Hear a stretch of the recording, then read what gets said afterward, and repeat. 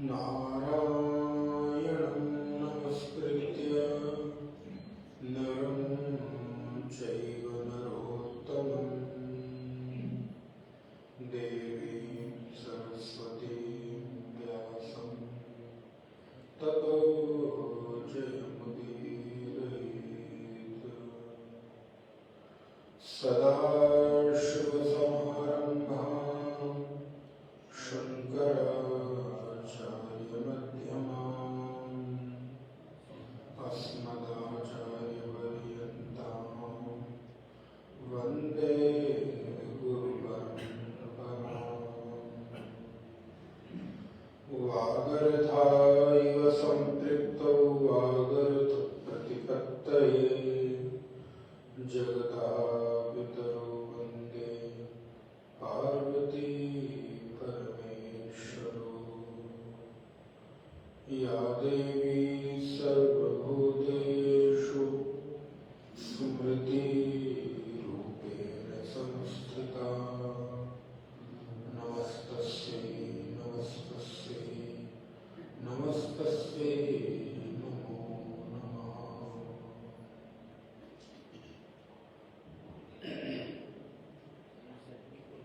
नारायण। ओम।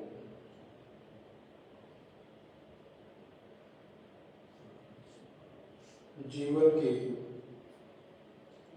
श्रेष्ठतम साधनाओं में एक साधना है ध्यान। जीवन के उच्चतम श्रेष्ठतम कठिनतम दुर्लभ साधनाओं में अभ्यास में एक साधना है जिसका नाम ध्यान है। ध्यान अर्थात स्वयं से मुलाकात की, स्वयं से मिलन की एक कोशिश, खुद को प्रेम करने की कला का नाम ध्यान है। जहां आप बैठकर शांत होकर स्वयं को निहारते हैं, देखते हैं। ध्यान भीतरी वो दर्पण है जिस बाहर के दर्पण की अपेक्षा मन के भीतर के दर्पण में आप स्वयं को देख पाते हो, अनुभव कर पाते हो। आप स्वयं से ज्यादा अपने को बेहतर नहीं जानते। आपसे ज्यादा आपके बारे में कोई और बता नहीं सकता। आपके बारे में आपसे अधिक कोई आपको अनुभव नहीं करा सकता। इसलिए ध्यान वो एक प्रक्रिया है, ध्यान एक वो माध्यम है, ध्यान एक वो कला है, ध्यान एक वो उत्कृष्ट साधन है जिसके द्वारा आप स्वयं से स्वयं की यात्रा पर आरूढ़ होते हो, चल पड़ते हो। इसलिए ध्यान योगो अनिर्वृत्त चेतसा, ध्यान रूपी योग चित्त को निर्विण्णता से, खिन्नता से आपको बाहर निकालता है। मन खिन्न है, ध्यान करें। मन उदास है, ध्यान करें। मन प्रसन्न है तो ध्यान करें। बोले दोनों ही स्थितियों में जी। मन की प्रसन्नता है तो उसका उपयोग करके ध्यान करें। मन उदास है, मन खिन्न है, ध्यान करें जिससे आप प्रसन्न हो जाए, एकाग्र हो जाए, शांत हो जाए। इसलिए ध्यान सर्वोत्कृष्ट साधनाओं में श्रेष्ठ साधना। कठिन है किंतु आनंददायक है। शांत होकर बैठना कठिन, हाथ न हिले, पैर न हिले, सिर न हिले, मन के विचारों में बहुत अधिक तारतम्यता न हो, मन के विचार धीरे धीरे सघन होते चले जाएं, विचार धीरे धीरे विरल होते चले जाएं, सघन होते चले जाएं, मन धीरे धीरे आपके अनुकूल वर्तन करना प्रारंभ कर दे। उसी प्रक्रिया का नाम ध्यान है। मन को इस अनुसार आप ट्रेन करें, मन को इस अनुसार आप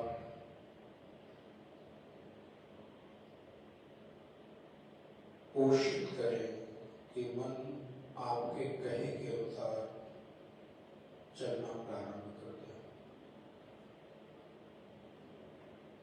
मन के अनुसार आप न चलें, आपके अनुसार मन चले।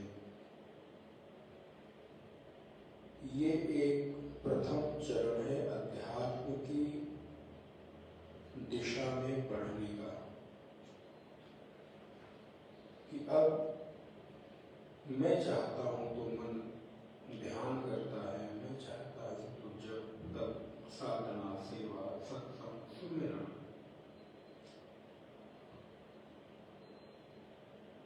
इस भाव को गहरा करते हुए, पुष्ट करते हुए,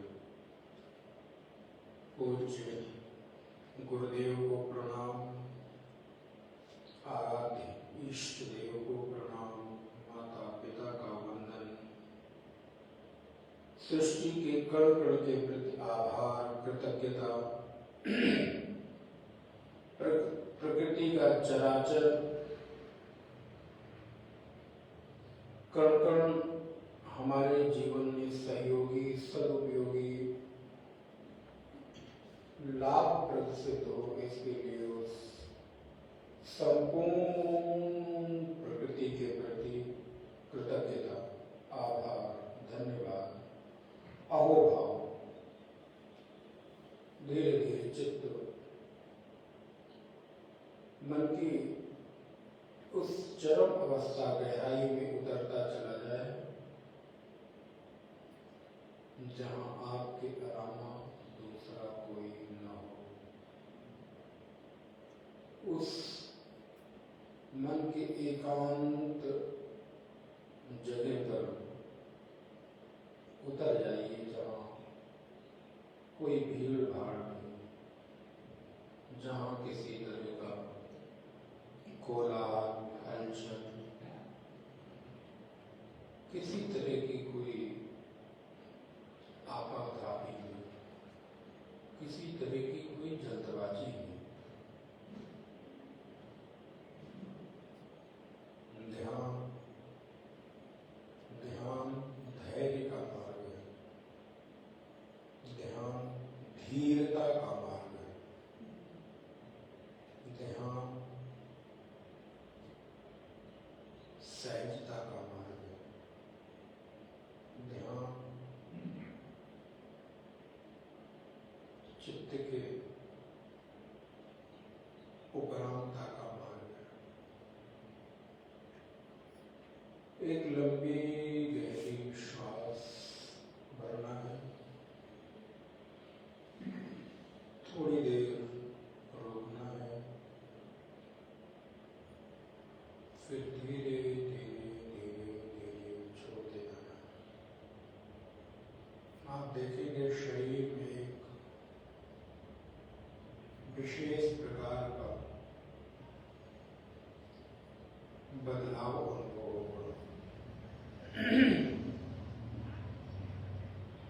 थोड़ी देर विश्राम करें, 10-15 सेकेंड रिलैक्स, मन को बैठने दें, गहराई में जाने दें, उतरने दें, उतर जाओ।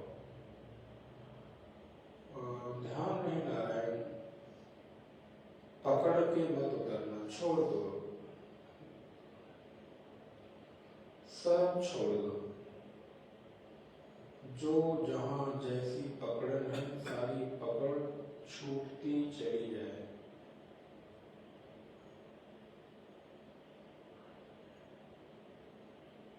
सारी पकड़ ढीली हो जाए, सारे तनाव छूट जाए।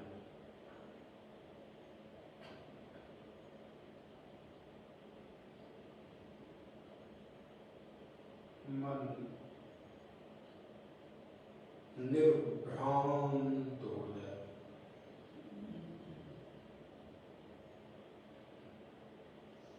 एक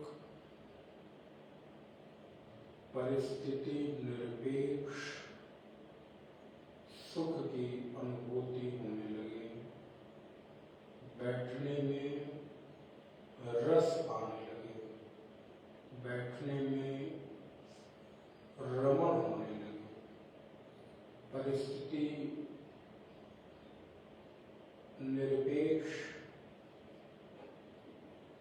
मन अपने आप को सुख के धरातल पर अनुभव करने लगे और जीवन की सारी चेष्टाओं की खोज ही तो सुख की है।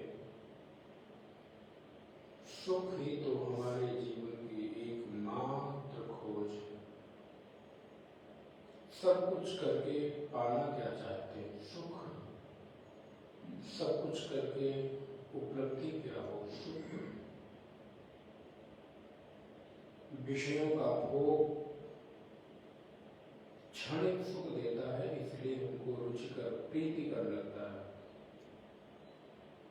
कोई भी विषय बहुत देर तक सुख नहीं दे सकता, लेकिन ये ध्यान बिना किसी विषय भोग के देर तक, गहरे तक सुख दे सकता है। कोई भी विषय थोड़ी देर क्षणिक आनंद देता है। जीवा पर जब तक स्वाद है तभी तक सुख है। शब्द जब तक कानों में है तभी तक सुख है। हाथों के द्वारा जब तक किसी कठोर या मुलायम नम्र वस्तु का स्पर्श है तभी तक सुख है। इंद्रियां जब तक किसी दूसरे के सन्निकट में रहती हैं तभी तक सुख है। तो फिर वही भाव दशा। इसलिए ध्यान आपको विषय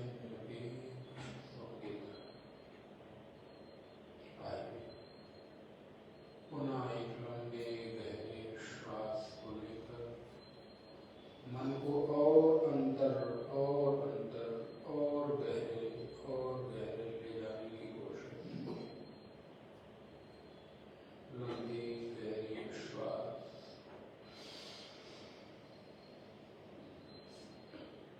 थोड़ी देर होल्ड, फिर धीरे छोड़ देना। और आज एक अन्य विधि का प्रयोग अपने आने वाली जाने वाली श्वास को देखें और आने जाने वाली श्वास का जो अंतराल है वो गहरा होता चला जाए, लंबा होता चला जाए।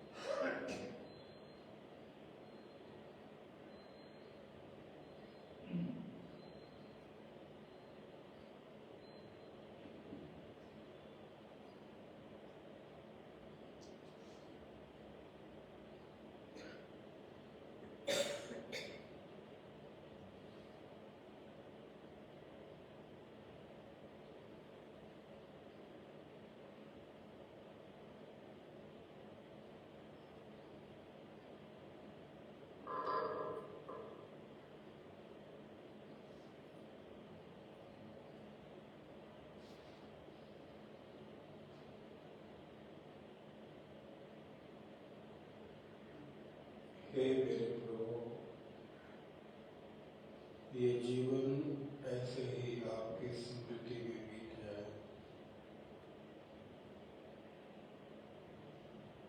जीवन का बहुत अनमोल पल हमने व्यर्थ गवा दिया, सदुपयोग नहीं किया। धीरे धीरे मन पिघलेगा, मन अपने आप को उस अनंत चेतना के साथ एकाकार अनुभव करेगा।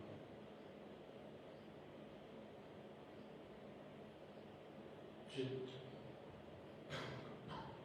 पिघल गया।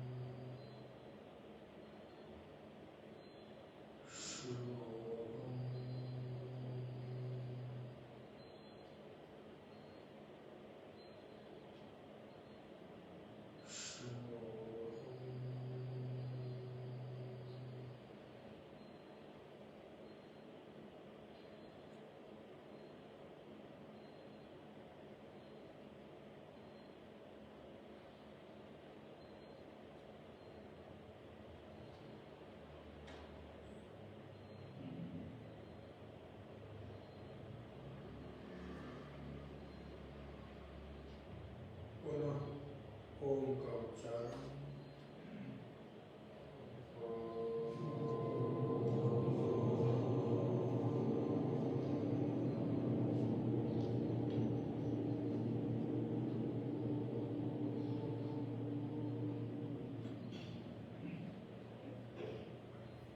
भगवान को धन्यवाद, प्रणाम, गुरुदेव के प्रति कृतज्ञता और धीरे धीरे अपनी आंखों को विश्राम देकर बाहर की ओर गमन। नारायण नारायण नारायण। भगवान की मंगलमयी प्रेरणा, भगवान की मंगलमयी कृपा और आप सभी भक्तों के सत प्रयास के परिणाम स्वरूप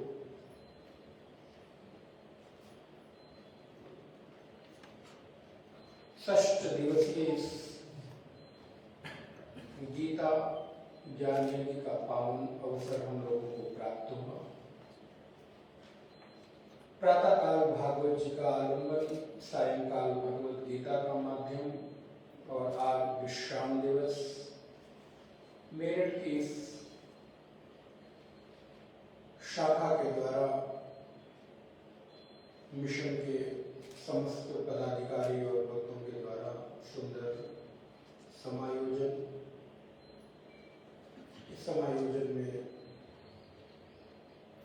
प्रवचन के रूप में दूसरी बार भगवान की कृपा से वाणी की सेवा करने का अवसर मिला। यथामति यथा गति किंचित हम लोगों ने कुछ विचार विमर्श किए। आइए भगवान की इस वाणी का अवगाहन करें, पाठ करें और फिर किंचित विचार करने की कोशिश। श्री भगवान उवाच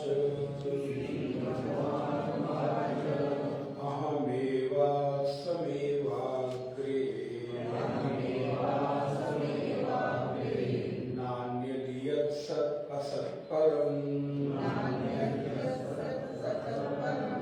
पश्चादहं यदेतच्च यो वसिष्येत सोष्म्यहम्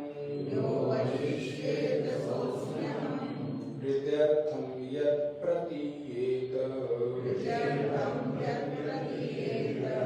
न प्रतीयेत चात्मनिः तद्विद्यादात्मनो मायाम् यथा भासो यथा तमः यथा महान्ति भूतानि भूतेषु चावचेष्वनु प्रविष्टान्यप्रविष्टानि तथा तेषु न तेष्वहम् एतावदेव जिज्ञास्यम् तत्त्वजिज्ञासुनात्मनः अन्वयव्यतिरेकाभ्याम् यस्यात् सर्वत्र सर्वदा यस्यात् सर्वत्र सर्वदा अहम एव अग्रे आसीत्। मैं ही सृष्टि के पूर्व में था, मैं ही हूँ, मैं ही रहूंगा। हे ब्रह्मा जी, जो कुछ भी दिखाई दे रहा है उसमें मैं हूं भी और नहीं भी हूं। और नारायण पंचभूतों के निर्माण के पश्चात पंचभूतों से बनी हुई जितनी भी आकृति, प्रकृति, रूप, उन सारे रूपों में मैं हूं प्रविष्ट और तत्व की दृष्टि से मैं कहीं प्रविष्ट नहीं हूं। ये 7 रूप में 3 श्लोकों का एक एक लाइन में अर्थ मैंने आपको बताया। नारायण प्रस्तुत श्लोक, चतुर्थ श्लोक और चतुर्सूत्री भागवत का अंतिम श्लोक, जहां पर एक प्रक्रिया का उल्लेख भगवान करते हैं। एक हमको आलम्बन देते हैं, विचार करने का, चिंतन करने का एक माध्यम देते हैं। जैसे आपको कोई वस्तु खरीदनी होती है तो क्या करते हैं? सबसे पहले उस वस्तु से मिलती जुलती किसी वस्तु को आप माध्यम बनाते हैं। आपको सर्दी आ रही, मानो स्वेटर खरीदना है, जैकेट खरीदना है, शॉल खरीदना है, अन्य कोई वस्त्र आपको लेने हैं, तो आप जाते हो तो क्या बताते हो? अमुक तरह का वस्त्र चाहिए, हाफ चाहिए, फुल चाहिए, प्रिंटेड चाहिए, प्लेन चाहिए, कैसी डिजाइन चाहिए। तो क्या हुआ, आपको उस वस्तु को लेने का एक कोई तो माध्यम चाहिए। फिर वो दिखाता चला जाता है और आप पूरी चीजें देख लेते हो, फिर उसमें से पसंद करते हो। लेकिन शुरू में तो जाते ही वो पूछता है कैसे दिखाऊं, क्या दिखाऊं, किस बजट का दिखाऊं। तो आप उसको कुछ तो क्लू देते हो, कुछ तो आप आइडिया देते हो, अच्छा इस रेंज का दिखाओ, इस तरह का दिखाओ। अच्छा मेरे लिए पैसा मैटर नहीं करता, चीज दिखाओ, कोई भी चीज दिखाओ, पैसा मैटर नहीं करता, पैसे की चिंता मत करो। तो फिर वो तद अनुरूप व्यवस्था करता है। लेकिन अगर कोई गया और किसी की बजट 1500, 1500, 2000 है, उसने 10,000 का स्वेटर दिखाया, तो फिर तो बजट नहीं है, तो व्यक्ति कहता नहीं अभी लेना नहीं है, बाद में जाके देखते। वो बता नहीं पाता, संकोच करता है, बाद अभी पसंद नहीं आया, अभी साइज नहीं जम रही है, अच्छा चलो बाद में देखते हैं, अभी और कुछ काम आ गया, जब कल आके देखते, इसको रखना मेरे लिए। आप जो भी रास्ता चुनते हो, लेकिन चुनते हो क्यों? क्योंकि आपके पास आधिकारिक तो नहीं है उसको लेने का, उसको खरीदने की इच्छा नहीं है। हो सकता है कि आप कहीं से कोशिश करके ले भी लो तो बजट गड़बड़ हो जाए, पूरा महीना गड़बड़ हो जाए आपका, तो आप फिर उसको अवॉइड करते हो। फिर कोई ऐसी जगह खोजते हो, कोई ऐसी जगह देखते हो जहां पर आपके अनुकूल, आपकी व्यवस्था में रहते हुए वो चीज उपलब्ध हो जाए, वैसी ही कुछ खोजते, वैसा ही कुछ है। क्वालिटी पर हम समझौता कर लेते हैं, लेकिन डिजाइन पर समझौता वैसा ही कुछ मिल जाए तो ठीक है। तो नारायण ठीक इसी प्रकार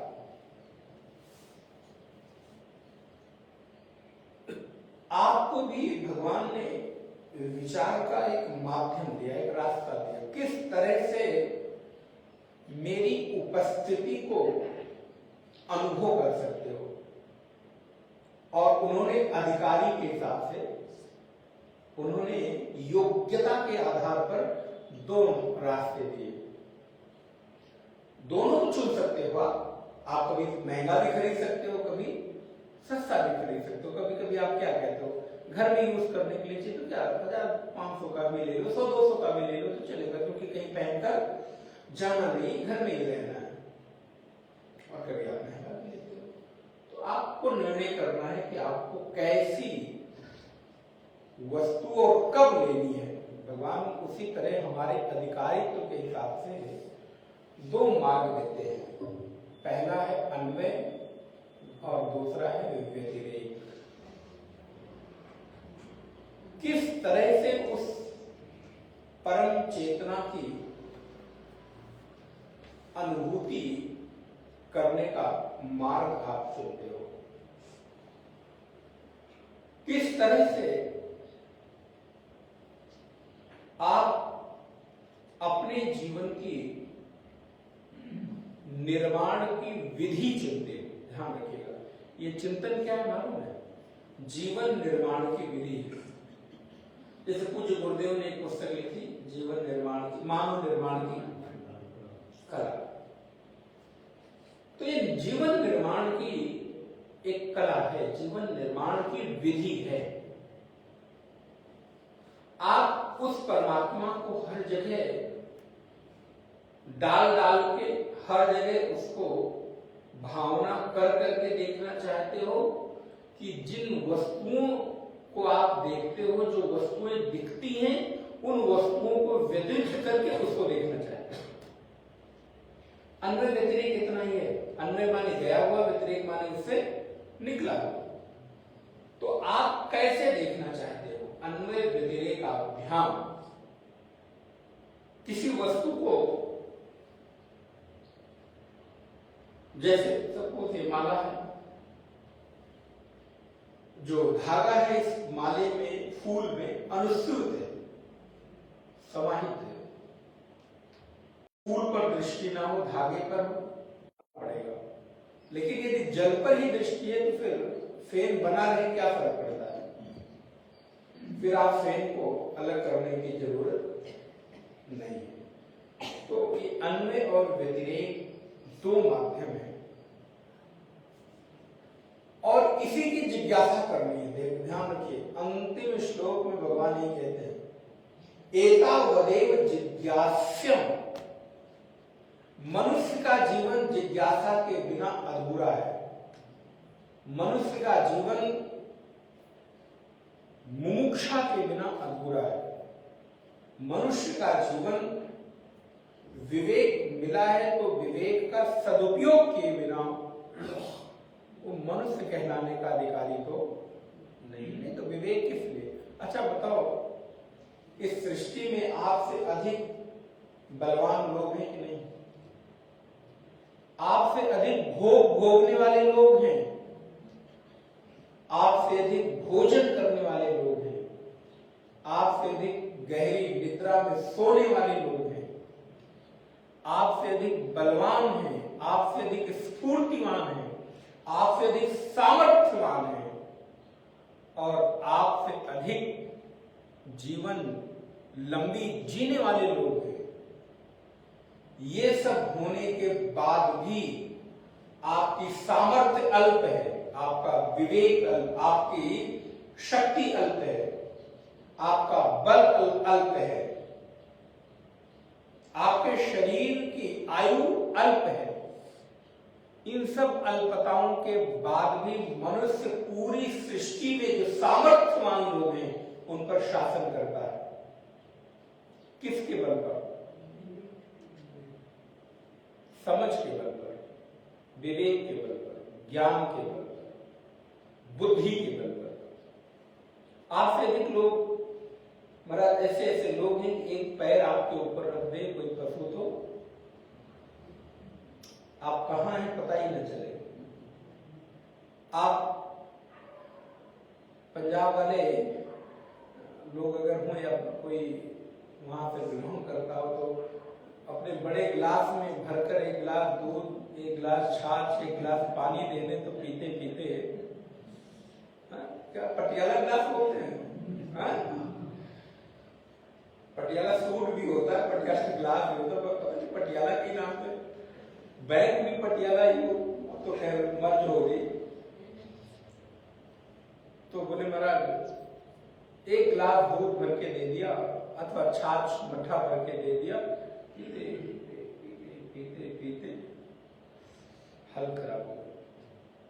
यहाँ एक से एक पशु है कि एक बार में एक एक बाल्टी, दो दो बाल्टी पानी पी जा रहे हैं, लेकिन उनको तो आपसे ज्यादा भोग भोगने वाले लोग हैं। एक रोटी दो रोटी खाने में पता चला कि महाराज हालत खराब हो गई, बस।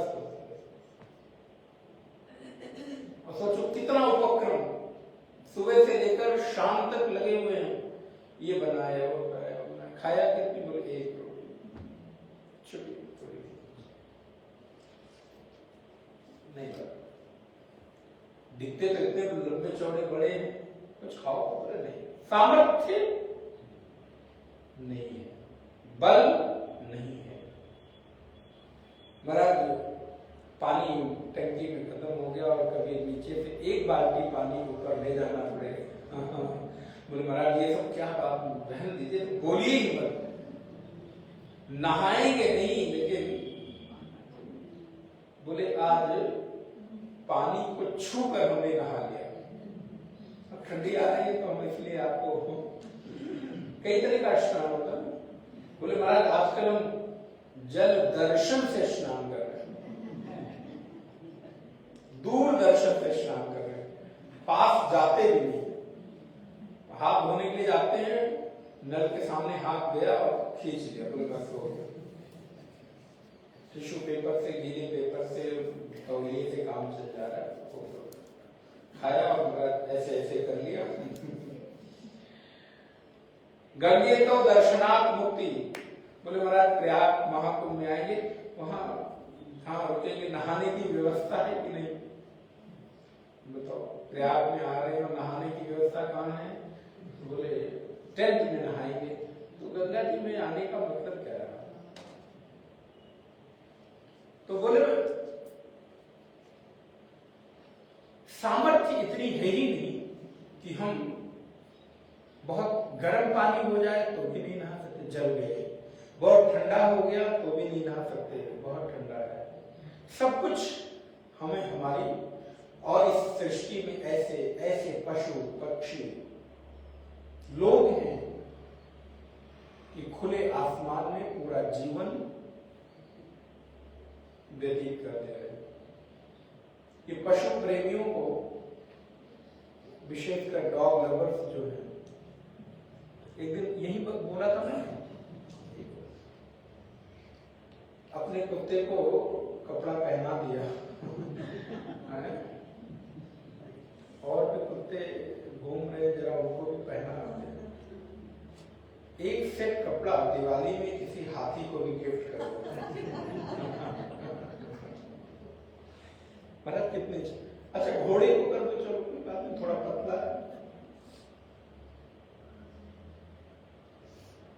घर में जो मच्छर और मक्खी है ना, उसके लिए भी जरा बड़ा थोड़ा पाउडर लिया के दे दिया करिए, क्रीम पाउडर, उसको भी थोड़ा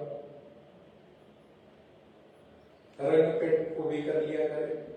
फीमेल वाली है, मेल वाली भी, फीमेल मच्छर को लाके महाराज पेंट, रंग पेंट करने की चीज दे दिया, तो भी जरा चेहरे पे लगा लो, कुछ काले से गोरे हो जाओ। हमारी सामर्थ्य कितनी है? कुछ भी नहीं। लेकिन उसके बाद भी आप शासन किस पर करते हो? बोले महाराज उस मौत के कुएं में हाथी को, उस मौत के कुएं के सर्कस में शेर को हम नचा रहे हैं, घुमा रहे हैं। जिस शेर की एक दहाड़ से व्यक्ति 2 किलोमीटर दूर भाग जाए, आज वो जाल में बंद करके उसको नचा रहा है। किस पर, किस आधार पर? विवेक के आधार।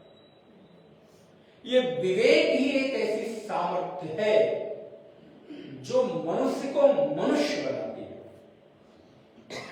और जिस मनुष्य का विवेक बिगड़ जाता है, खो जाता है, जिस मनुष्य का विवेक बिगड़ जाता है, उसको आप क्या कहते हो? अभी मनुष्य नहीं, ये पशु हो गया। महाराज ये इससे बात करने लायक है। इससे जब भी कुछ कहो तो ये उल्टी बात करता है, तो पशुओं से भी गया।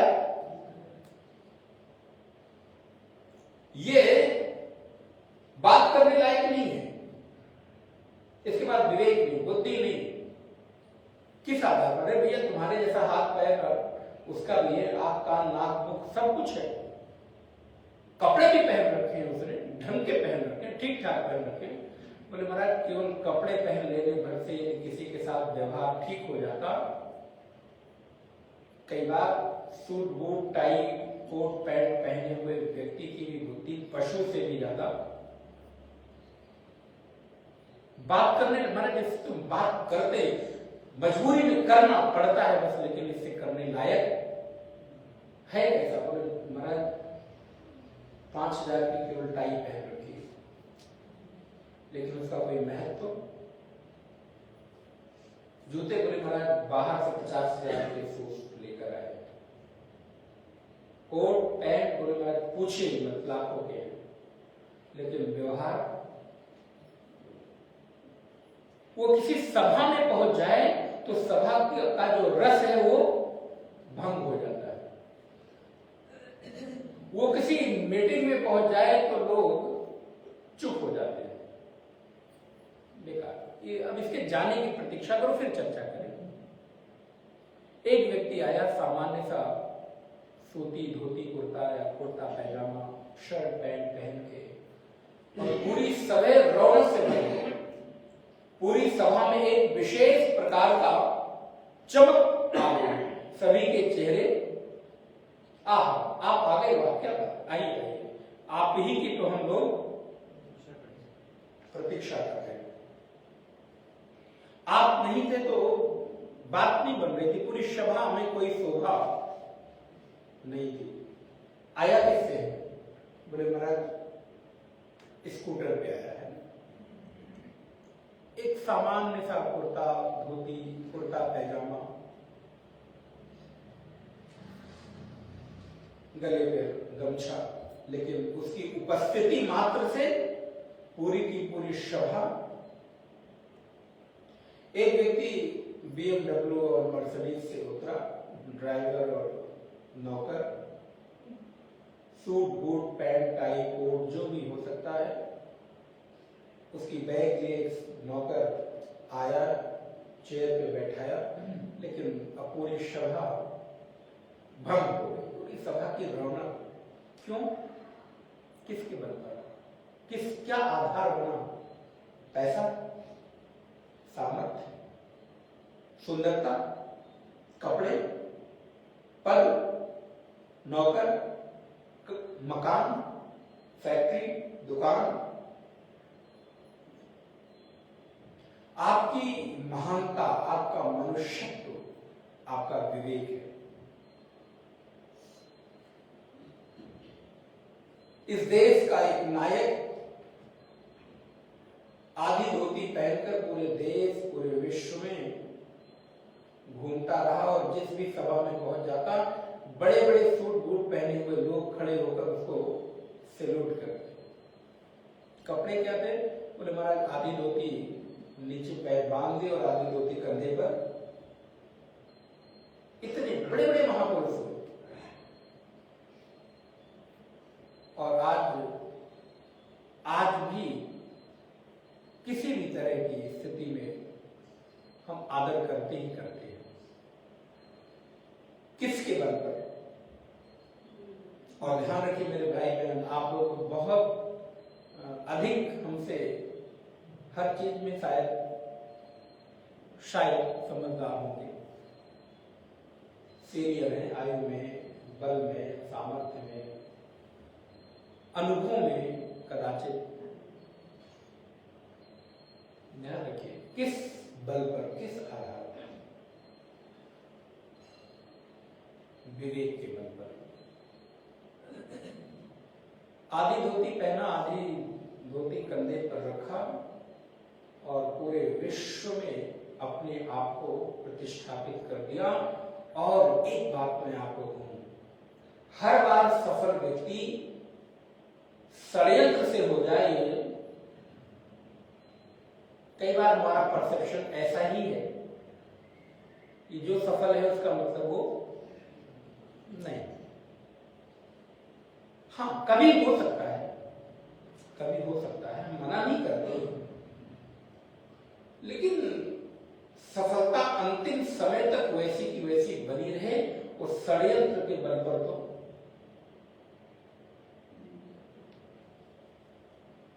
उघरे ही अंत न होए निभाओ काल नेम जिम।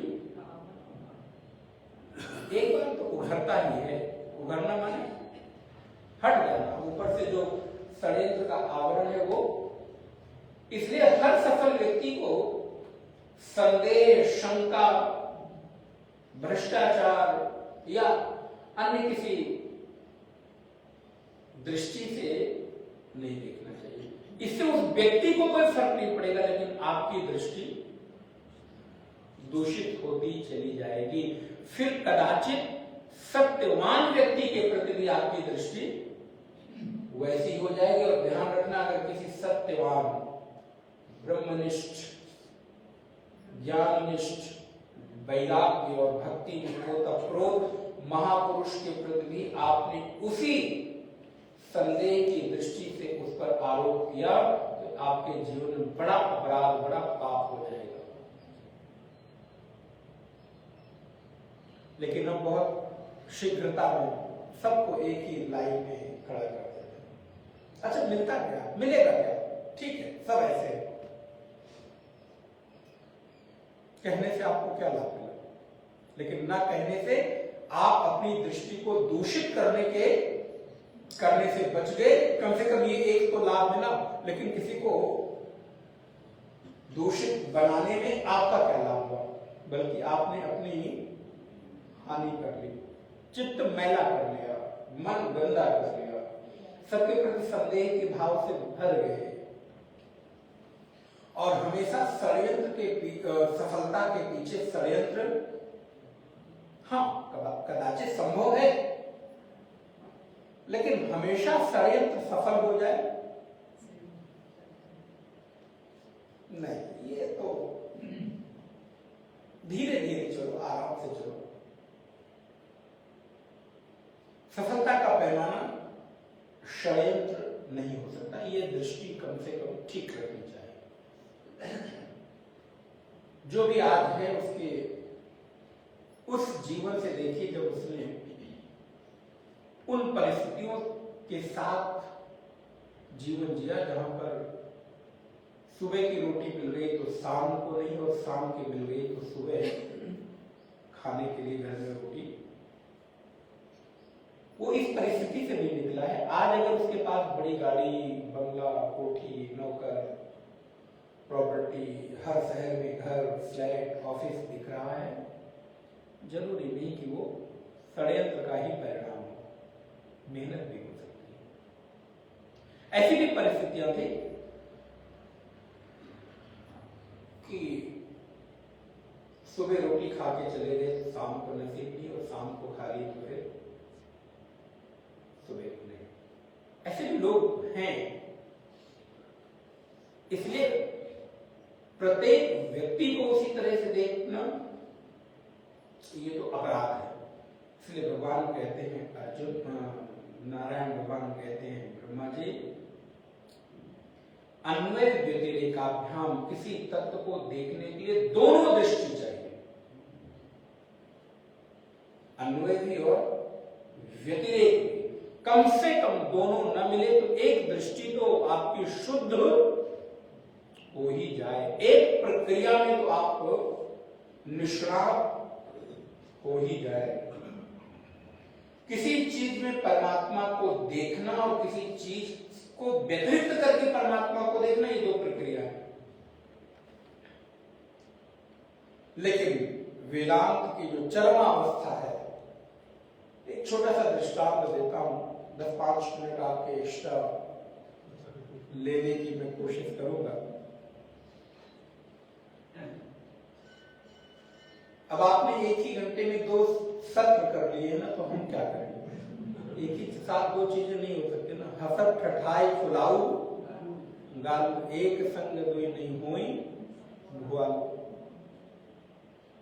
दोनों चीज संभव नहीं है। तो कहीं तो व्यतिक्रम, कहीं तो अतिक्रमण करेंगे ना। अब क्या करें, आप लोगों ने सड़कों पर अतिक्रमण कर रखा है तो हम आपके समय में थोड़ा अतिक्रमण कर लेते हैं। अब आपके यहाँ आए तो थोड़ा तो आपका संघ का प्रभाव पड़ेगा ही ना। तो खैर, तो मैं आपको निवेदन कर रहा था कि नारायण दृष्टि ऐसी होनी चाहिए। छोटा सा दृष्टांत, एक बार एक महात्मा एक गांव में पहुंचे और उन्होंने घोषणा कर दी कि मुझे प्रत्येक कण में ब्रह्म दिखाई देता है, प्रत्येक कण में ब्रह्म दिखाई देता है। ध्यान देना, बस छोटी सी बात। आज सत्र का विश्राम दिवस है, तो आपको दृष्टि मिल जाए जो वेदांत के असल में साधक है उनके लिए। हर कण कण में ब्रह्म परमात्मा दिखाई देता है, उनकी ख्याति दूर दूर तक फैलने लगी, लोग आने लगे, दर्शन प्रणाम, वाह महाराज को तो प्रत्येक कण में ब्रह्म परमात्मा भगवान का दर्शन हो रहा है। नारायण थोड़े दिन बाद भ्रमण करते एक महात्मा, एक फकीर किसी दूसरे गांव में पहुंचे। वहां के गांव वाले लोगों ने निवेदन किया कि महाराज आप आए हैं, लेकिन यहाँ इस दूसरे गांव में बहुत सिद्ध तपस्वी महात्मा रहते हैं जिनको पूरे कण कण में भगवान ब्रह्म दिखता है, चलिए आप भी जरा दर्शन कर लीजिए। वो रमता हुआ महात्मा बोले चलो चलते हैं। क्या है उनकी स्थिति? बोले ऐसी ऐसी है। जो महात्मा आए उन्होंने कहा, मैंने सुना है कि आपको कण कण में परमात्मा दिखता है। हाँ बिल्कुल। अब कुछ लोग सामने बैठे तो और भी हाँ बोले, मैंने तो सुना था कि कण कण ही परमात्मा है और आपको कण कण में परमात्मा दिखता है। अब उनकी दृष्टि, शायद आपको बात पकड़ में आ गई हो, यदि कण कण में परमात्मा दिखेगा तो द्वैत। क्यों? क्योंकि पहले आपको कण दिखा और फिर कण में, तो आपने एक साथ दो सत्ता कर ही ली ना, और वो भी परमात्मा से ज्यादा बड़ी सत्ता आपने कण की स्वीकार की, क्योंकि पहले आपने कण को और कण में परमात्मा को देखा। तो जो वस्तु जिसमें होती है वो छोटी होती है और जिसमें होती वो वस्तु बड़ी होती है। पकड़ में आई हो बात? तो कण कण में परमात्मा नहीं है। महात्मा कहते हैं, मैंने तो आज तक सद्गुरुओं से संतों से तो यही सुना कि कण कण ही परमात्मा। ये दृष्टि पिंड है, ये अन्वय दृष्टि है, अनुस्यूत है वो परमात्मा, गया हुआ है। कहां? बोले ब्रह्मा एतावदेव जिज्ञास्यम, इस प्रकार की जिज्ञासा करो। ये ब्रह्म नहीं है, ये ब्रह्म नहीं, ये ब्रह्म नहीं, ये व्यतिरेक दृष्टि है। जिसे वेद नेति नेति नेति कहकर पुकारता, नहीं थी नहीं थी। इस निषेध पद्धति से उस परमात्मा तत्व का दर्शन, अथवा ये भी ब्रह्म है, ये भी ब्रह्म है, ये भी ब्रह्म है, इस अन्वय विधि दृष्टि से परमात्मा का दर्शन, ये दो। अब आपको निर्णय लेना है कि आपका बैलेंस कितना है, बुद्धि का, विवेक की सामर्थ्य कितनी है। आपका निर्णय करना है आपको कि आपका अधिकारित्व कितना है। तो अन्वय ये नहीं ब्रह्म, निषेध व्यतिरेक ये ब्रह्म नहीं, ये ब्रह्म नहीं, ये ब्रह्म नहीं, और अन्वय ये ब्रह्म, ये ब्रह्म, ये ब्रह्म, ये दो दृष्टि है। तो अन्वय व्यतिरेक अभ्याम, इस अन्वय और व्यतिरेक से यही सिद्ध करो कि सर्वातीत, सर्वव्यापक, सर्वस्वरूप परमात्मा जगत के प्रत्येक कण के रूप में वही दिख रहा है। कण की कोई सत्ता नहीं, सत्ता है तो एकमात्र चेतना की। कण जैसी कोई सत्ता दिखती तो है नहीं। यदि दिख रही है तो अभी कण की सत्ता आपकी दृष्टि में बड़ी है और परमात्मा की, ये आपको देखना है। ये अभ्यास, ये साधना। बोले महाराज ये संभव ही नहीं है। नहीं, इतना भरोसा रखो, यदि सदगुरु कह रहे हैं, संत कह रहे हैं, शास्त्र कह रहे हैं तो संभव। आपकी योग्यता नहीं है तो इसलिए संभव नहीं है, ये आरोप तो कम से कम न लगाओ। आईएएस आईपीएस का एग्जाम बहुत कठिन है तो कोई क्रैक नहीं कर पाता। तुमने क्रैक नहीं किया तो ये आरोप मत ही लगाओ, क्योंकि ऑलरेडी उस पद पर लोग पहुंच चुके हैं, बैठे हुए हैं। यदि नहीं पहुंच सकते होते तो आज वहां कोई भी ना होता। उस पद पर बैठे हैं, इसका मतलब पहुंचा जा सकता है। तद अनुरूप योग्यता की आवश्यकता है, तद अनुरूप सामर्थ्य और मेहनत की आवश्यकता है। ठीक उसी प्रकार हमारे सद्गुरु संत उस ब्रह्म निष्ठा के चरमोत्कर्ष पर विराजित हैं। तुम नहीं विराजित हो सकते हो तो ये आरोप तो कम से कम मत करो कि वहां कोई बैठ नहीं सकता। बैठ सकता है,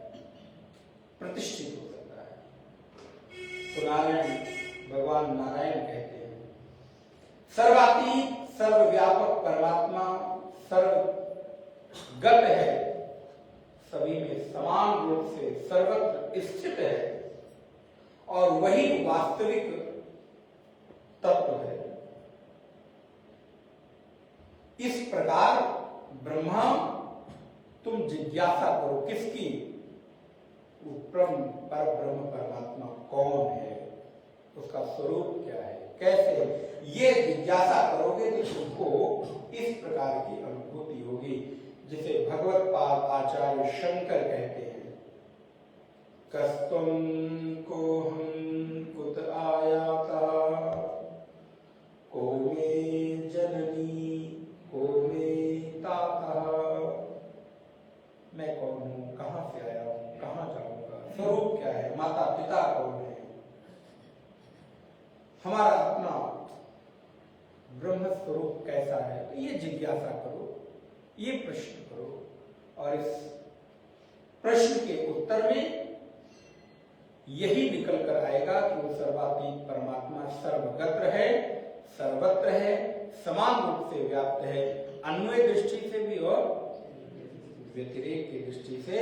केवल इतना ही जानने की आवश्यकता है, इसके अतिरिक्त कुछ भी जानना, कौन सी ऐसी चीज है जिसको जान लेने के बाद सब कुछ जाना हो जाता है? कस्मिन्नु भगवतो विज्ञाते सर्वविदं विज्ञातम भवति इति। यही प्रश्न तो ऋषि करते हैं, कहते हैं वो ब्रह्म तत्व ही है जिसको जान लेने के बाद सब कुछ जाना हो जाता है, जिसको प्राप्त कर लेने के बाद सब कुछ प्राप्त हुआ हो जाता है, फिर और कुछ भी जानने पाने की इच्छा शेष नहीं रहती है। भगवान नारायण ने इस प्रकार चतुश्लोकी भागवत का उपदेश ब्रह्मा जी को किया है। द्वितीय स्कंद में ये प्रसंग प्राप्त होता है। इसी 4 श्लोक भागवत को 18,000 श्लोकों में श्री वेदव्यास जी ने विस्तार किया। श्री सुखदेव जी ने राजा परीक्षित को श्रवण कराया, सूत जी महाराज ने शौनकादि ऋषियों को श्रवण कराया, और हमारे संतों ने भक्तों को श्रवण कराया। ये परंपरा आज भी अनवरत चलती चली आ रही है। इस प्रकार हम लोगों ने भी इस चतुश्लोकी भागवत को यथागति यथामति अपने अनुसार कुछ चिंतन मनन करने की कोशिश की। जो आपको अच्छा लगा हो वो हमारी गुरु परंपरा का कृपा है, और जो आपको अच्छा न लगा वो मेरा दोष है, तो आप उसको ये मानकर वापस कर दीजिएगा कि वो मेरा है, और जो अच्छा लगा वो हमारी महनीय गुरु परंपरा का उस कृपा प्रसाद का एक क्षण, एक कण आप तक पहुंच गया। तो इतना ही कहकर इस सत्र को हम यहाँ पर विश्राम करते हैं। 3 बार बोलेंगे ओम विष्णवे नमः,